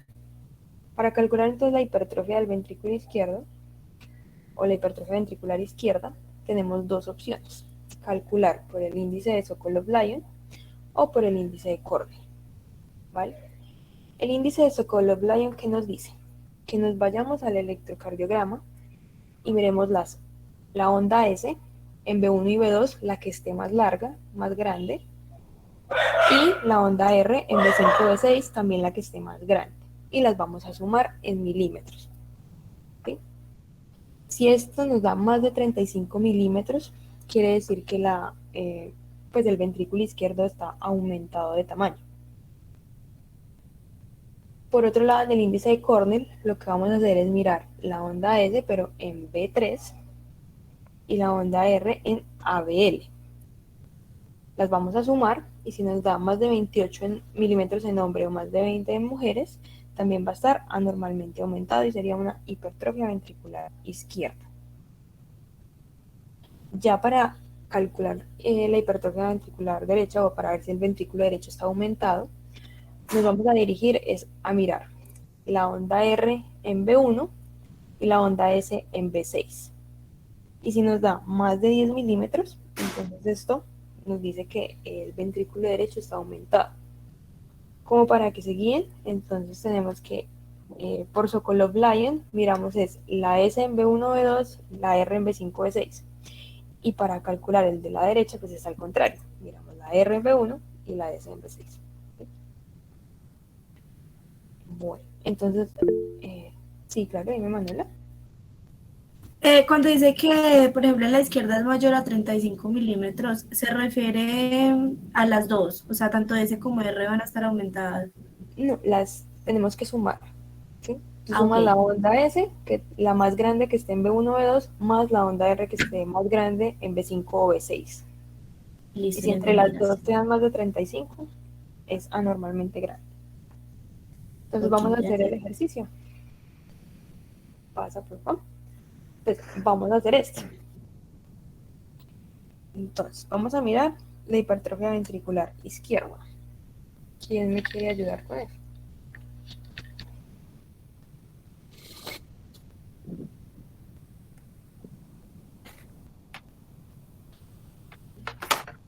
Dale, yo. Pero me puedes poner las fórmulas que se me olvidan. Dale, mira. Mira, por Sokolov vamos a mirar las S en B1 o B2 y las R en B5 o B6. Listo. Miremos. En B1 o B2 vamos a Es mirar más las... grande. Es más grande la S en B2. Entonces podríamos saber cuántos son. ¿Cuántos 5, milímetros? 10, 20, 24, digamos, 25, 26. Uy. Ah, bueno, ahí. Entonces son, bueno, 3, 5, 10, 15, 20, 24, 25, 26, son como 27, más o menos. Ok, 27 cuadritos chiquitos. Y la listo. R en B5 B6 más grande es la de B5, creería yo. Entonces ahí, bueno, 5, 10, 15, 16, 17, 18, digamos. Listo. Entonces, si sumamos 18 más 25. Uy, se me olvidó sumar. Vení, a ver. Esto es lo que estás. Mentiras. 10, 35 serían 43. Exactamente. Entonces, por Entonces, Sokolov y Lion. con hipertrofia. ¿Hipertrofia qué? ¿Cuál? Ah, ventricular izquierdo. Eso. Exactamente.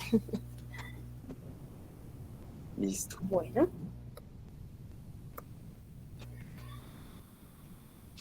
Ahora vamos a mirar esto. ¿Quién me quiere ayudar con esto?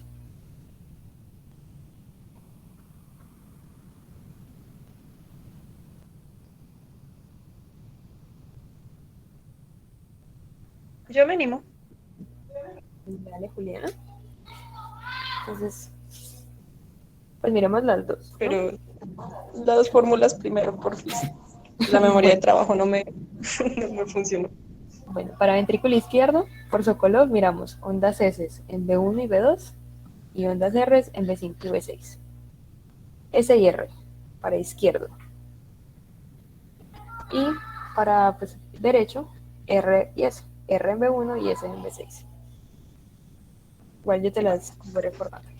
Dale, entonces veremos el segundo ejemplo. Bueno,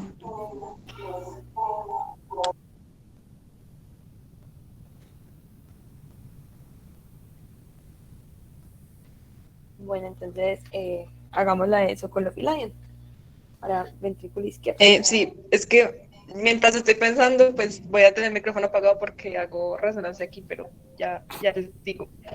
Dale.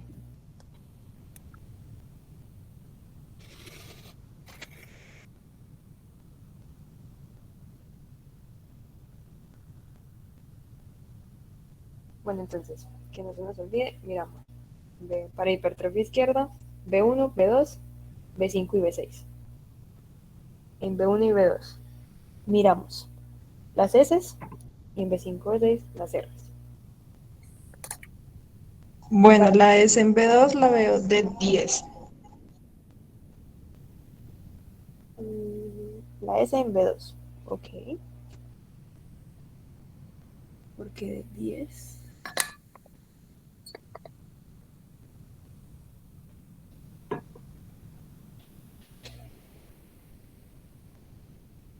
No son dos cuadritos grandes, cuadros grandes. Pero ahí la S no está. Ah, no, esperen, perdón. Lo que no era. Ok.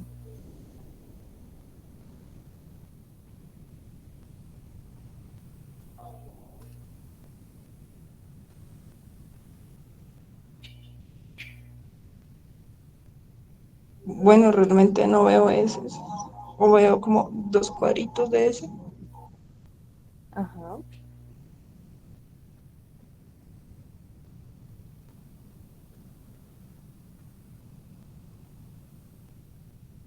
Y la R95 es como 18. Ok. Entonces la suma te da 21. Listo. Entonces, ¿tiene o no tiene hipertrofia ventricular izquierda? Hipertrofia ventricular izquierda, no. Listo. Entonces vamos a mirar ahora ventrículo derecho. Entonces miramos R en B1 y S en B6.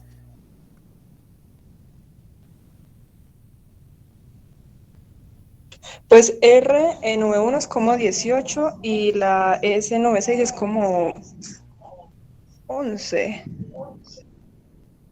¿Y cuánto nos da? 29. ¿Listo? ¿Tiene o no tiene hipertrofia ventricular derecha?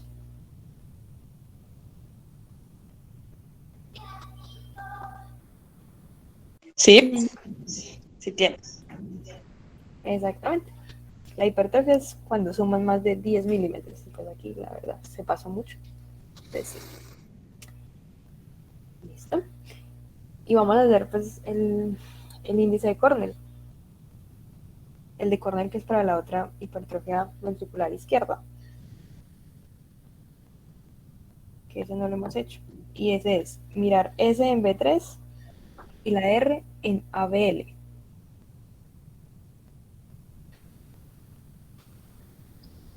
S en B3 son como 9.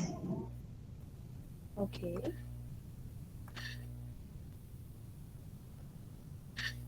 Y la R en ABL son como 2. Listo. Eso nos da. ¿Tiene o no tiene hipertrofia? Por Cornell. Sí tiene. Bueno, sí. Recuerda que en Cornell es de Ah, no, perdón. No, leí mal. No, es mayor a 28. más de 28 hombres y más de 20 mujeres. Entonces no tiene hipertrofia ventricular izquierda ni por Sokolov ni por Cornell. Y tiene hipertrofia ventricular derecha. Listo. ¿Queda claro la parte de hipertrofia de cavidades? Lau, disculpa, ¿ya hablaron del crecimiento auricular? Sí. Ah, ok, listo. Es que me cortó un momento. Nomás. Ok, bueno. Te veías a dedos muy grandes, entonces solo quería decir eso. Bueno, así que no hay problema. Pues podemos repasar los criterios porque ese sí no hay ejemplo. Es que miramos las dos, para izquierda y derecha. Para izquierda la P suele ser característica en D2, así con esa muesquita en forma de M. Y pues la llamamos P mitral porque la principal causa de una hipertrofia auricular izquierda es la insuficiencia mitral.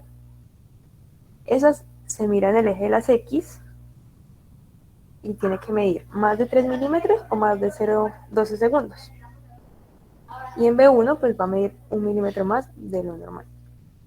O sea, más de 4 milímetros.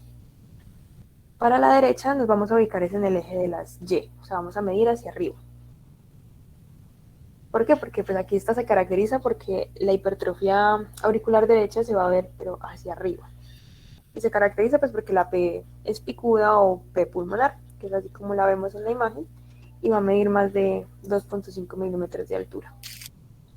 Entonces, esas son las dos presentaciones, P mitral y P picuda o pulmonar. ¿Listo? Entonces con esto acabamos hipertrofia de cavidades. Listo, y terminamos con los signos de enfermedad coronaria. Entonces, aquí tenemos en orden de sucesión, isquemia, lesión y necrosis. La isquemia la vamos a ver en la onda T, la lesión en el segmento ST y la necrosis en la onda Q. Vamos a comenzar con la onda T.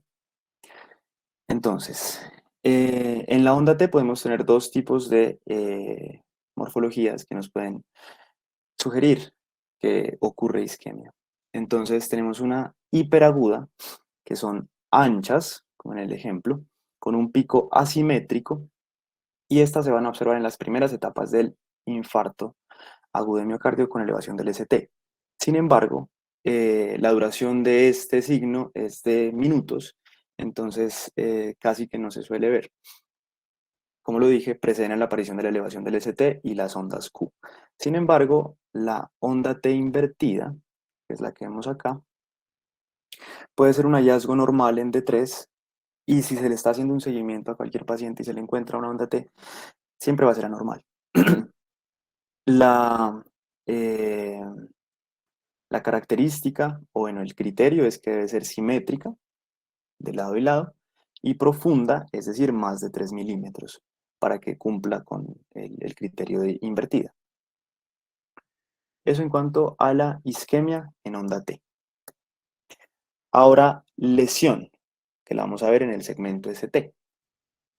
Cuando vamos a hablar de lesión, podemos decir que hay un supradesnivel o un infradesnivel. El supradesnivel nos va a hablar de una lesión subepicárdica y el infradesnivel de una lesión subendocárdica. Pero debemos tener en cuenta que al hablar de una elevación, tenemos que ver si la elevación es verdaderamente significativa. Y para cumplir con esta definición, se debe cumplir con los siguientes criterios. Al menos 2 derivaciones contiguas con una elevación en B2 y en B3, vamos a ver si es hombre o si es mujer y vamos a ver la edad en las derivaciones B2 y B3. Entonces, si tenemos un hombre menor de 40 años, la elevación debe ser mayor o igual a 2.5 milímetros. Si es un hombre mayor de 40 años, la elevación tiene que ser mayor o igual a 2 milímetros. Si es una mujer, la elevación tiene que ser mayor o igual a 1.5 milímetros, pero esto solamente en B2 y en B3. En el resto de las derivaciones, cualquier elevación de más de 1 milímetro se puede considerar. Entonces aquí tenemos un supradesnivel que claramente es significativo. Pues no sabemos el sexo, pero de cualquier modo tiene al menos 2, 4 milímetros de elevación. Y tenemos el infradesnivel. Eso nos habla de lesión en el segmento ST. Ahora, tenemos que ubicar en dónde se encuentra esa lesión. Un recordatorio, la irrigación del corazón se realiza mediante las arterias coronarias. Entonces, tenemos 2 arterias. La arteria coronaria izquierda, que tiene 2 ramas, la circunfleja y la descendente anterior, y la arteria coronaria derecha. ¿Listo? Ahora, para ubicar o para saber si la lesión se encuentra en determinada cara y si en esa cara tenemos que ver cuál es la arteria que está implicada.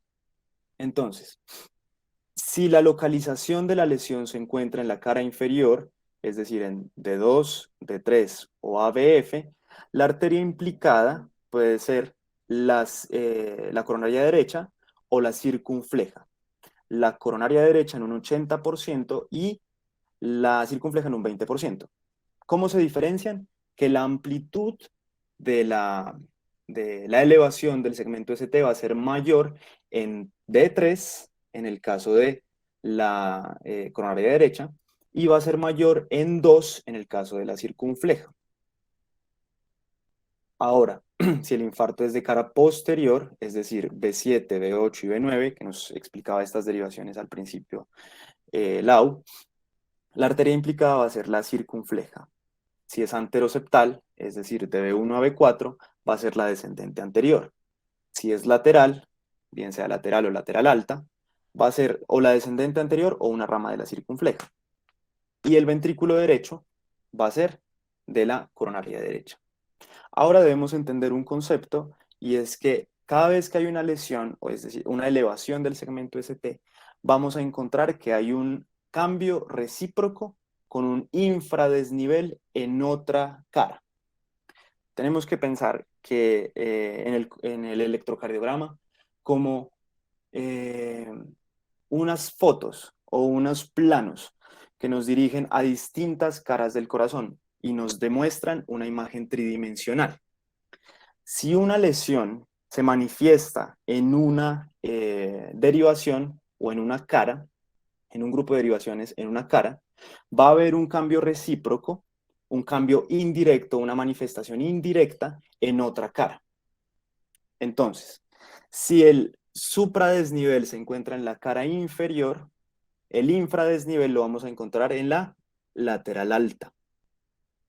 Si el supradesnivel se encuentra en la posterior, el infradesnivel se va a encontrar en la septal. Si el supradesnivel se encuentra en la anteroseptal, el infradesnivel se va a encontrar en la inferior. Si el supradesnivel se encuentra en las laterales, el infradesnivel se va a encontrar en B1, B3 derecha o B4 derecha. Listo. En esa parte terminaríamos con los signos de enfermedad coronaria. Y, perdón, me adelanté. Ya estoy. Bueno, finalmente, la onda Q de necrosis. En la onda Q de necrosis vamos a encontrar que debe tener 1 milímetro de ancho o 40 milisegundos, que debe ser mayor de 2 milímetros de profundidad y que debe representar el 25% de la profundidad del complejo QRS. Es decir, que si, vamos a ver, esta onda Q que está acá, por ejemplo esta onda Q es más ancha, es ancha de 1 milímetro, es profunda, más de 2 milímetros, y representa más del 25% de la profundidad del QRS. Aquí lo vemos. El QRS está aquí, y vemos que la Q es incluso más alta que el QRS. Ahora sí ya, terminamos los signos de enfermedad coronaria y vamos con unos ejemplos. ¿Quién se quiere animar? ¿Qué encontramos ahí?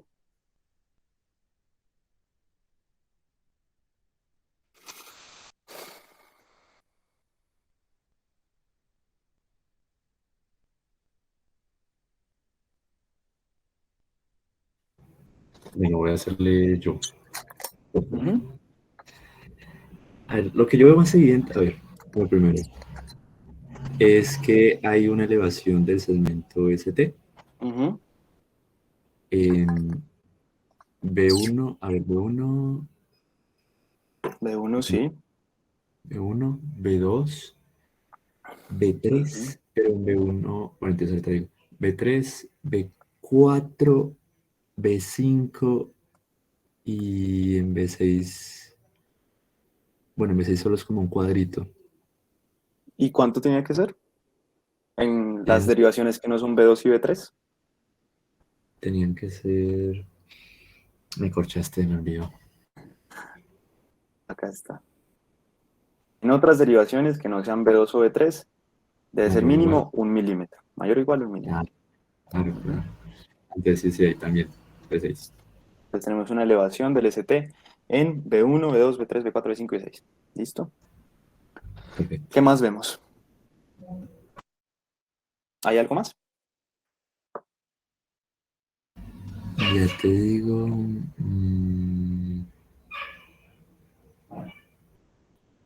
pues no veo nada más, creo.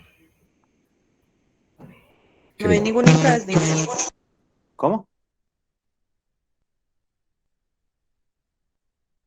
Hola. Pues se supondría que debería haber un infradesnivel en alguna parte, si esto parece ser un anteroseptal en la cara inferior, como por lo menos en ABF, pero no sé si se podría considerar es un infradesnivel del segmento ST o el punto J está bajito. Pues yo no sé. Aquí encontramos un infradesnivel. En 3. Y en ABF también. Serían los cambios recíprocos, ¿cierto? En D3 y ABF. ¿Hay algo más? ¿Alguien ve algo más en este electro? Ya vamos. Supradesnivel del ST de B1 a B6. Infradesnivel, que sería un cambio recíproco en D3 y en ABF. ¿Algo más?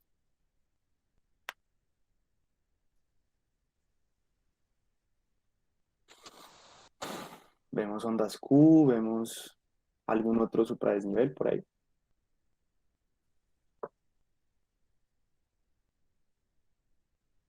No sé si de pronto en D1 pareciese también como un supradesnivel. Aquí sería el punto J, ¿sí? 1. Ahí tenemos otro. Y acá, igualmente. Entonces, Igualmente. sí, tenemos hasta el momento supradesniveles de B1 a B6 en D1 en ABL y infradesniveles en D3 y en ABF.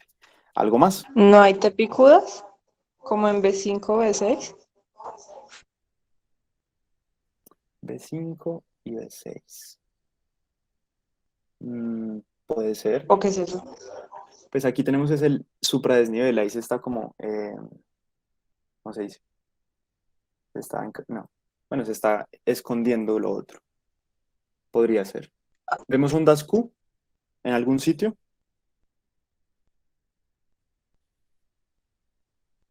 ¿Alguien ve ondas Q?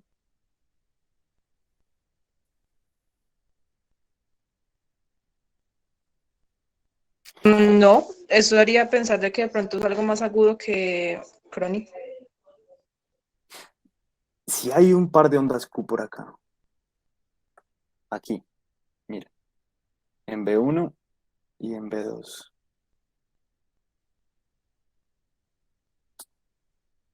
Eso Esta no son tiene heces.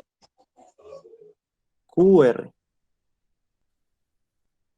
Esta tiene 1 milímetro de ancho. ¿Cuántos de profundidad? 2, 3, 5, 7, 8. Y tiene más del 25% del QRS. Entonces sí, tenemos supradesniveles de 1 a B6. En D1 en ABL. Infradesnivel en D3 y en ABF. Y ondas Q en B1 y B2. Listo. Otro ejemplo. ¿Quién se anima?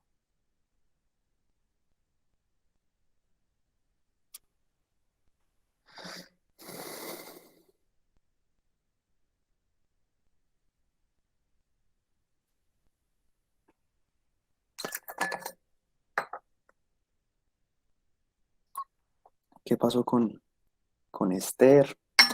Con Jorge, con William.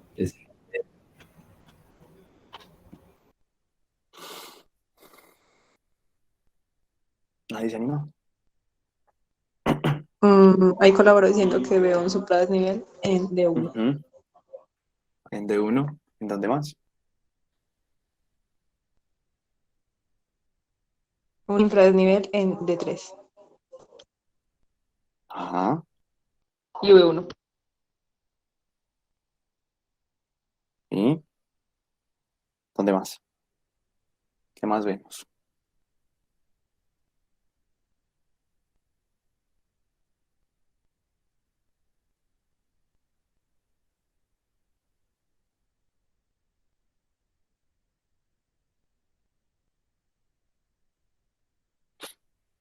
Vemos ondas T por ahí. Ondas T anchas, picudas. En algún sitio. Sí, No como sé en si Sí, en D2. B5 y en B4. B4. B4 Eso. y B5 tienen ondas bastante pronunciadas, anchas, simétricas. Ujú. B5, B4. Ujú. Vemos ondas Q por ahí.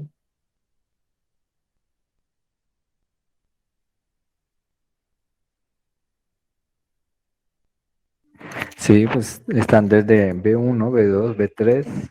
A ver. mm, mm, Pues yo Eh, veo esas tres. Esta sería una S, William. Ah, perdón. QRS. Ajá. RS. En D1 no está como medio marcada. ¿Pero cumple criterios? No. Listo. ¿Vemos alguna otra elevación del ST por ahí?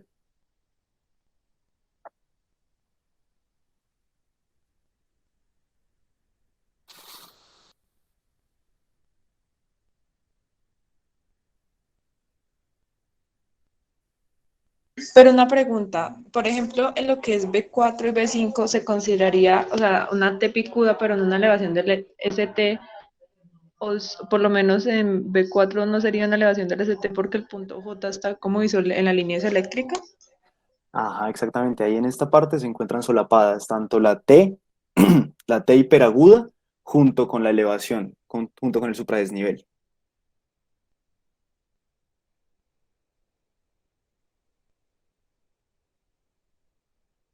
Entonces, vemos elevaciones supradesniveles del ST en D1, vemos en ABL, vemos en B5, en B6, B4.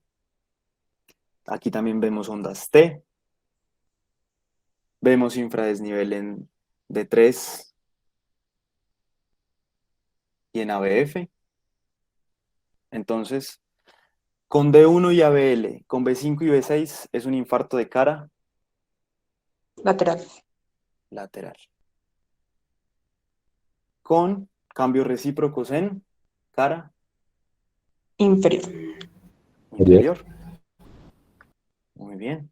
Sería un infarto con elevación del segmento ST de cara lateral. Listo. Lateral, lateral y lateral alta. Ajá. ¿Quedó claro?